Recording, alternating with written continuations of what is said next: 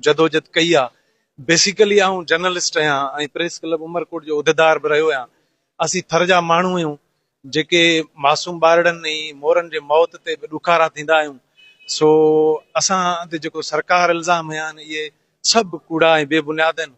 ऐं ताज़ो वरी हींअर मुंहिंजी नंढड़ी गंगा जेका हॉस्पिटल में दाख़िल हुई उहो लाॾाणो करे वई आहे ऐं हिकिड़े पीउ हुजण जे नाते ॾाढे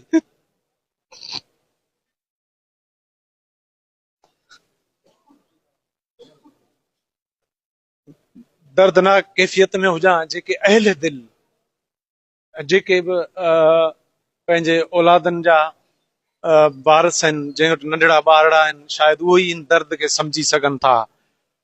छो मुंहिंजी नंढड़ी जे विछोड़े ते जेका बि सिंध मूंखे मूंसां हमदर्दी जो इज़हार कयो आहे, ऐं पंहिंजी नंढड़ी जे विछोड़े ते मूंसां जेके हिन ॾुख में शरीक आहिनि आउं समूरी सिंध खां तहज़ियत बि कयां थो। आरिसर साहब जे लफ़्ज़नि सां आउं नंढड़ी खे भेट ॾींदुसि त विछड़णु फितरी अमल आहे पर विसारण कमी न पए। गंगा तूं विछड़ी त आहीं पर मूंखां विसरंदे कोन। ऐं ॿी ॻाल्हि त मामा जिमन लिखियो हो त वठी हर हर जनम वरबो मिठा महिराण में मिलबो। मूंखे इन सिटनि ते यकीन आहे त गंगा तूं वरी बि नओं जनम वठी वरी ईंदे ऐं मूंसां हिन महिराण में मिलंदे। सो मुंहिंजे